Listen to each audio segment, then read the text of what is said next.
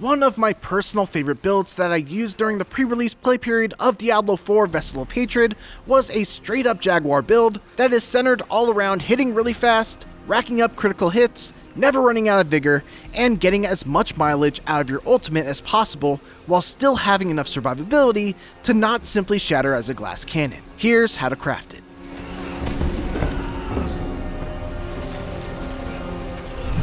Before we begin, a quick note, this is not meant to be a definitive, fully optimized build. This was made during the pre-release period on a private server, with brand new accounts that were made without renown, and all of the legendary aspects and uniques that you see had to be found within a relatively short time span. So just keep that in mind. Alright, what is this build all about? Well, it's about this. Holding down whatever button you assign to Rake and watching things die.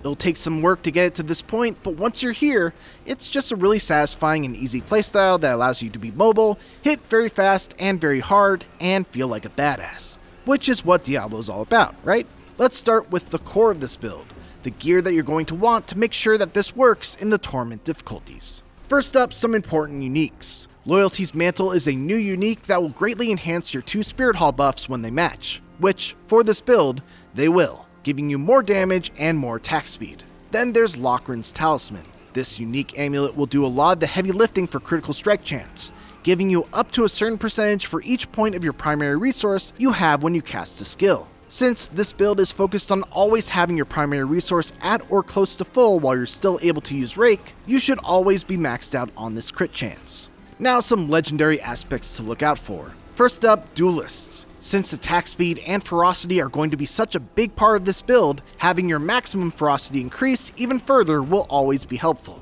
Next up, it's Disobedience. You're definitely going to need survivability for this build, and the aspect of Disobedience is one of the best defensive aspects in the game. You'll be able to build up the maximum amount of armor easily thanks to how fast you'll be hitting. Next up, Accelerating. Critical strikes and attack speed are 2 core elements of this build, and this aspect works with both of them, so it's a no-brainer. Next up, there's Wild Claws. This aspect basically lets you hit twice per Rake, with the second hit dealing a percentage of the damage, so it's definitely something that you're going to want to have.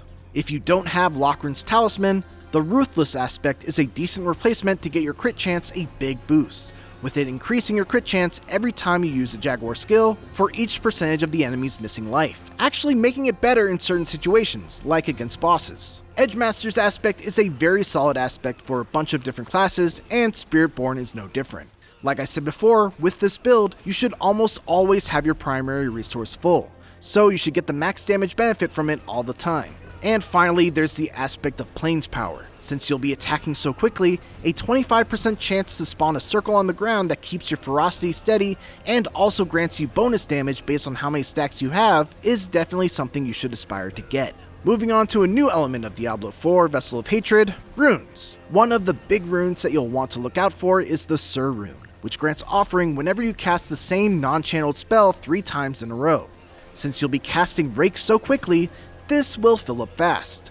I chose to pair this with the Gar rune to give an additional 20% crit chance. Another great rune for this build is the Zon rune, which grants an offering whenever you use an ultimate. Since the Hunter has a modifier that gives it a chance to instantly reset its cooldown, you'll be using this ult quite often, giving you a good way to proc the second rune. My pick here for that second rune was the Thul rune, which casts a Frost Nova, a nice little extra bonus. Moving on to skills. For basic skills, we'll do 1 into Thrash and then do Enhanced, simply because we have to. Moving on to core skills, obviously, max out Rake, enhance it, and choose the Rampant modifier.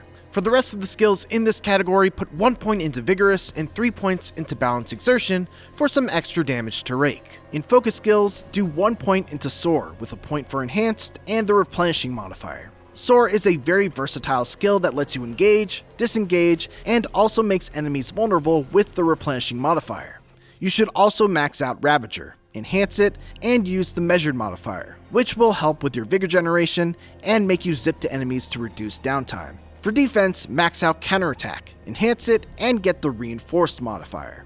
Counterattack's passive gives solid dodge chance, but its biggest value comes when you activate it and can get that temporary 100% dodge chance. It's a great oh shit button, and the Reinforce modifier also has the bonus of adding to our critical hit damage as well. Also get 1 point in endurance so you can put 3 points into fueled, which will give you some nice life on kill since you should almost always have at least 4 stacks of ferocity.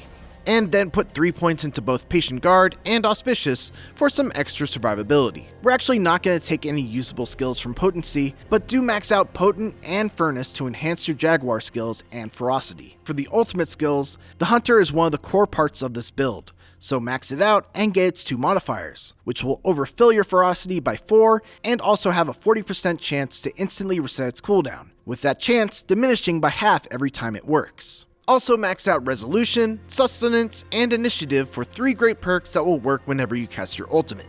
And finally for the key passive, we're going to get Adaptive Stances, primarily for the 30% increase in attack speed, but you'll also enhance your core stats by 50% for 5 seconds every time you use Soar, so always make sure that you're throwing that in there to engage or leap into another enemy encounter. You probably have more points than I do because of your Renown bonuses, so spend those extra points wherever you feel you need them. Moving on to the Paragon board and gems. When it comes to the Paragon board, Dex is going to be the main stat you're going to be aiming for, as it will increase your skill damage. But we'll also want to get some strength in there as well to boost critical strike chance even further, and also give us some more health. For your socketed glyphs, you'll want to level up Spirit, Outmatch, Headhunter, Fitness, and Turf. And for your boards, I decided to go with Infighter, Revealing, Vicious Shield, and Convergence. I'm not going to go into detail regarding every single point spent, but here's the path I currently have laid out. As far as gems go, it's all about emeralds for your weapons for the crit damage,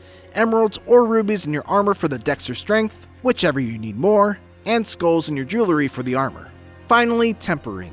Look, I've got to be real. It was very hard to temper gear once I was in the late game in this pre-release server, due to the absurd costs of low-level crafting materials and how hard it is to come by them in late game activities, so I wasn't really able to experiment all that much. But generally, I'd recommend Worldly Endurance for defensive with a preference for dodge chance or armor for your defensive tempers, Worldly Fortune for utility, and I would just leave it on whatever roll I got, Worldly Finesse for offensive with a preference for critical hit damage, Jaguar Efficiency for resource with a preference for either hunter cooldown or counterattack charges, Jaguar Augments for weapon and take anything other than thrash damage, and Natural Motion for movement with a preference for movement speed.